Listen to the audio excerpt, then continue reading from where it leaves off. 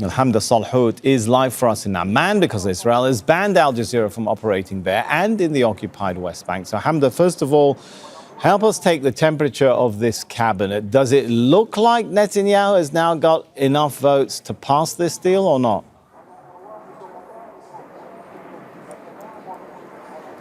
Well, the Israeli Prime Minister's office just released a statement within the last couple of minutes saying pending the approval of the security cabinet as well as the wider government, this deal is set to be implemented on Sunday, in which Israeli captives would be released as part of phase one. But the timing of that is still what's in question here. So you have the security cabinet that will meet today on Friday. Reports indicate that that meeting is already underway. Now, this is a smaller part of Benjamin Netanyahu's government. It includes the defense minister, the foreign minister, and all other people who would be involved in any sort of foreign or international affairs, known as the inner cabinet. But the main vote is going to be Saturday night. This is Benjamin Netanyahu's wider government, the entire coalition that will vote yes or no on this deal. As it stands now, Benjamin Netanyahu should have a majority in that vote to pass this, but there still are a lot of looming questions about the fate of his government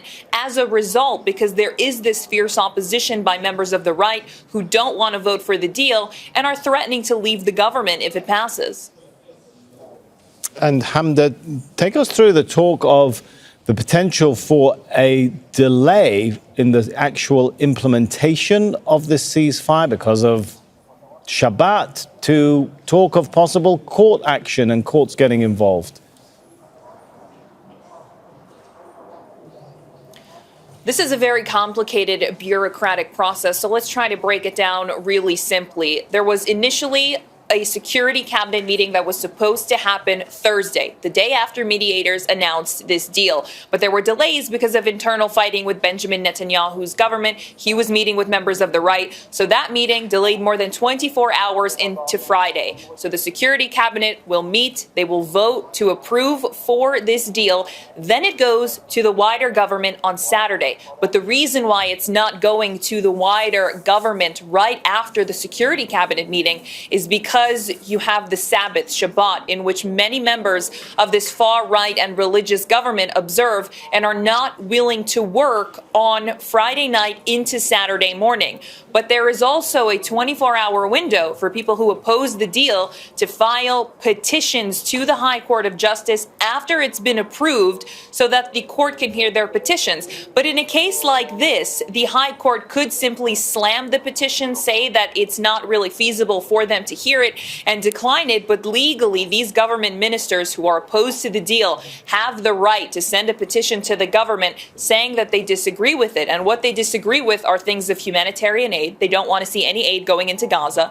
They don't want the war to end. And they say that the military objectives have not been achieved, so it's not really feasible right now to stop the war. So there's opposition within Netanyahu's government, but the delays here that we're talking about are really because of internal fighting within the government that we could see for the days to come until Sunday, when this deal is supposed to start.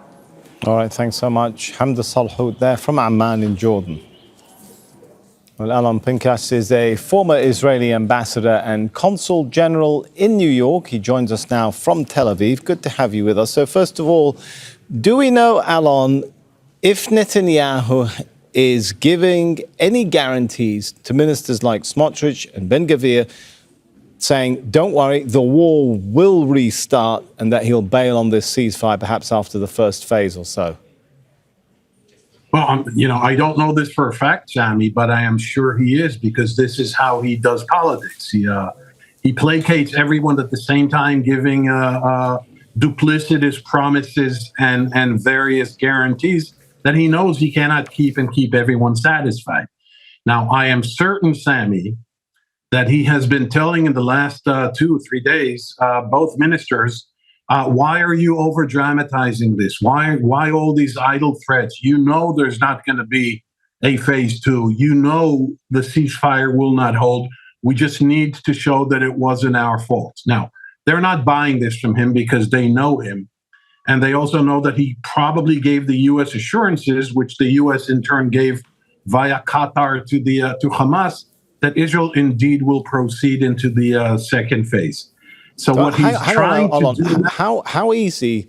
Why is this? Just to explain to viewers what might seem an obvious question for you, but how easy will it be for Netanyahu to stay in power if he loses the support of Smotrich and Ben-Gvir, or some analysis say he can lose one but not both of them? Just to outline what's at stake and why the position of these two ministers is so crucial for Netanyahu. Okay, this is a very complex question, only because there are several scenarios that could play out. Let's start with the very imminent thing. In the cabinet, he could pass this agreement without a problem. He should also be able to pass it in the larger government plenum, the one that you just spoke with your correspondent, that has been delayed to Saturday night because of the Sabbath, which, by the way, parenthetically, is nonsensical, because there is a decree and instruction in Judaism, if you happen to be religious, that saving lives postpones the sanctity of the Sabbath. And since the lives we're talking about are Israeli hostages, there's no reason in the world not to approve this inside the Sabbath. But these are the cynical politicians that are running the government. Okay, now back to the scenarios. If indeed Mr. Smotrich and Mr. Ben-Gvir withdraw from the government, Netanyahu has three options in front of him. To have them still vote with the coalition, even though it'll be on a whisker, it'll be a very, very tight parliament, assuming that if the ceasefire falters and the war resumes, they will come back into the government. This is, I think, what he plans, or this is his ideal scenario.